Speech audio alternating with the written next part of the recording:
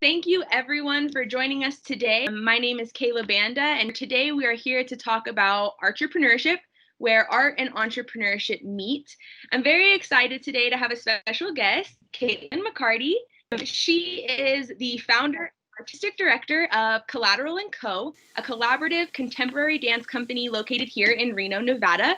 So I'm super excited to have you here with us, Caitlin. I think that as people are starting their entrepreneurial journey, it's super important to get advice from real entrepreneurs, people who are doing it and they're in the midst of it. I think, if we can learn from other people's mistakes or lessons or whatever it might be, it can make our journey a little bit easier. So thank you for being here today, Caitlin.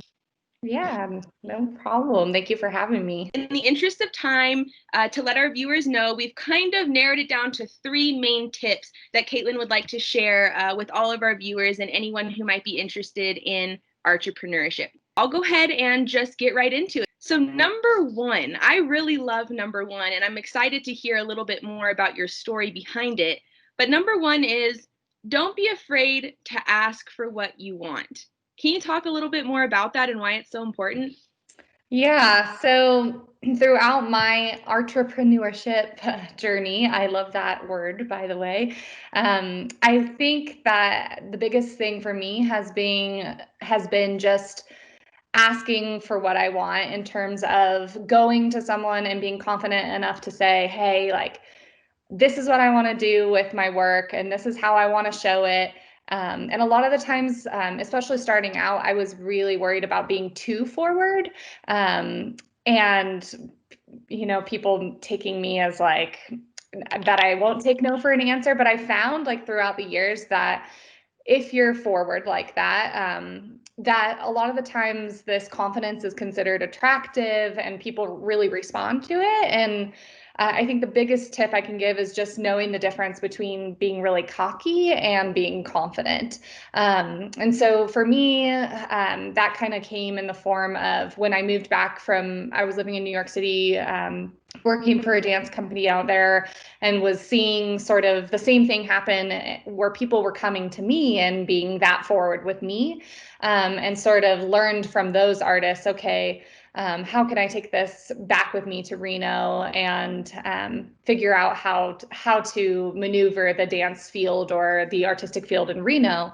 And a lot of that was just being upfront and forward and saying, oh, I have this show I really want to do and I want to do it here. Is there any way we can work it out, or any way any kind of partnership we can make? How can we make it happen? And just being honest and telling them that this is where you see it happening and this is how you see it happening, I think has gotten me really far. And the worst that anyone can say is no. And a lot of the times that no is maybe just not right now, or maybe in the future. And so it gives you the opportunity. You made the connection once and you could make it again down the line. Say, hey, remember when I bugged you about that show I wanted to do? Like, I want to do it now. Is the answer yes now? And the more consistent you can be with that, I think it really opens up those opportunities. And the more you are forward and not afraid to ask for what you want, the more people see, oh, that you're really passionate about this work. Sure, absolutely. Well, I think confidence definitely is key to a lot of things, but I think also what you had mentioned of you have to know what you want to be able to ask for it, right? And being able to say, okay, this is my plan. I know the how of what I'm going to be able to do, and that makes it more likely for people to say yes, because not only are you confident and you want to do it, but they can trust that you know how you're going to do what you're going to do, and you can follow through and things of that sort. So I think that's a really important tip, because it's something that isn't super technical. It's more on the actual entrepreneur's side, right? And on an individual level. So I think that's really important to go boldly, as they would say. Yeah. Awesome. Cool. So tip number 2, use your contacts to make more contacts. Can you talk about that one? Yeah, I think it ultimately just comes down to networking and knowing that even if you don't know the person at your dream venue or where you want to show your work, or even if you don't know that person, someone especially, I think this is especially true in small markets, although I've seen it in large markets too. that someone you know probably knows that person. And so those big, I've always called them my pie in the sky venues, or my pie in the sky places that I want to show my work, have now my company's been, we've been working on things now for about 3.5 years. And those pie in the sky venues aren't so much pie in the sky venues anymore and now I have new ones, of course, but they're not so much pie in the sky anymore because I kind of weaseled my way into them. And saying that, meaning I developed a relationship with someone at maybe a smaller venue who then knew the person at my pie in the sky venue. And I said, oh, I really want to get into contact with someone there. How can I make that connection? Can you help me make that connection? And so that has been huge. So like I said, if you don't know somewhere where you want to show your work, you probably know or have a contact or a collaborator that does know someone there. So for me, I was doing some work with Nevada Humanities here in Reno, Nevada, and they're a nonprofit that's based up at the university, and they put on something called the Literary Crawl every year. And my company works with poetry and dance and contemporary dance. And so I knew I really wanted to work at the Nevada Museum of Art. I saw my next show being there and possibly many shows after that. And so I reached out to my contact at Nevada Humanities and I said, I'm making this show all about Nevada and I see it being at the Nevada Museum of Art and I really want it there.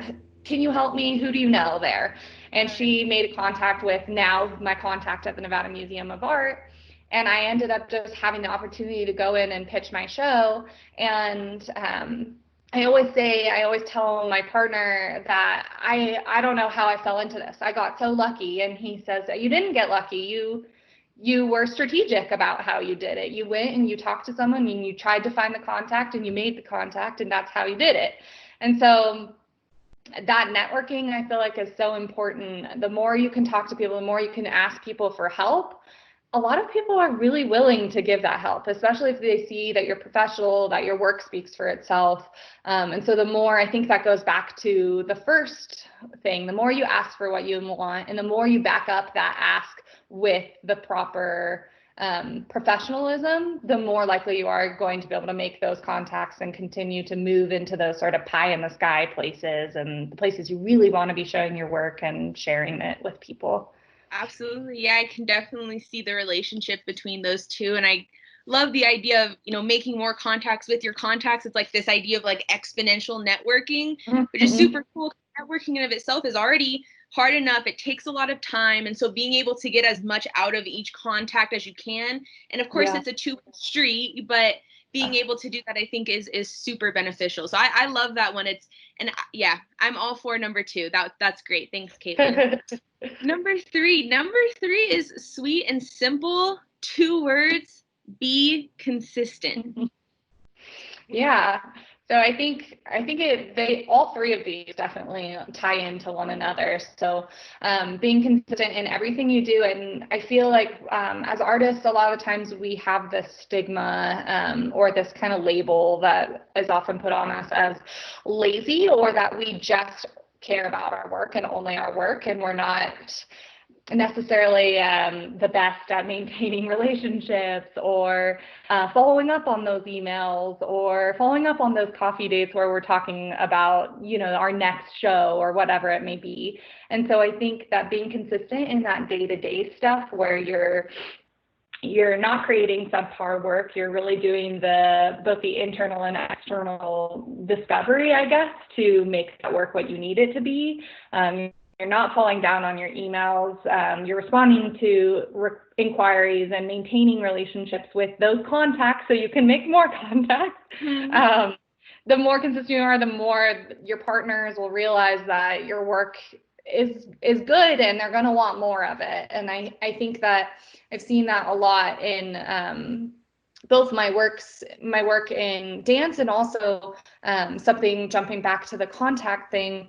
When I was living in New York, I made a good friend at the company that I was working at, and she just happened to have gone to school with the the editor-in-chief of Dance Magazine, which is a global, real big magazine. They have an online publication and then a print magazine. And it's been my dream forever to write for Dance Magazine, like since I was little.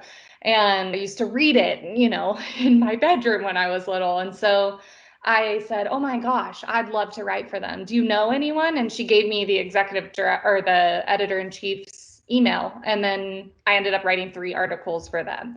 And so I think it's just being consistent in that networking, being consistent in creating those partnerships, being consistent and just asking. You never know what can happen if you just ask, is all super, super important.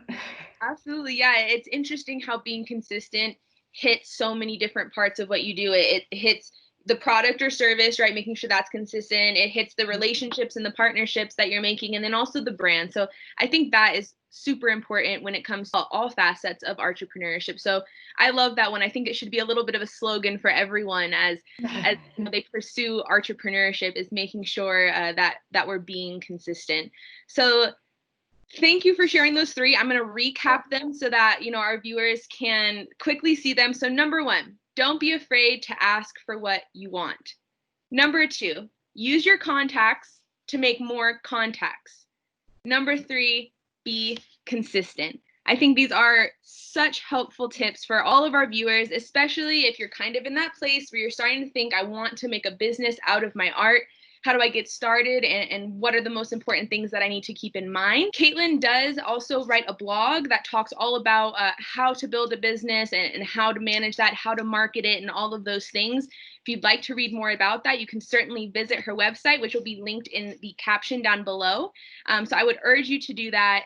Thank you again, Caitlin, for coming here and sharing your experiences. Like I said, it's so important. There's something so different about being able to talk with someone who has done it, and you've gone through these things, and you've secured awesome strategic partnerships with the Nevada Museum of Art and all of these other publications and things. So I think that's so cool.